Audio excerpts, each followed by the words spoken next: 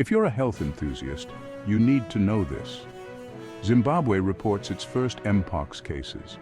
Zimbabwe has confirmed its first 2 cases of Mpox, a disease recently declared a global health emergency by the World Health Organization. The first case involves an 11-year-old boy who showed symptoms after returning from South Africa. The second case is a 24-year-old man who fell ill post-travel from Tanzania. Both patients are in home isolation and receiving proper care.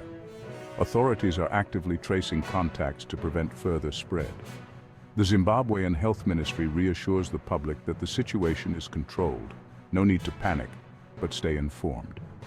Mpox, formerly known as monkeypox, presents with flu-like symptoms and distinctive skin lesions.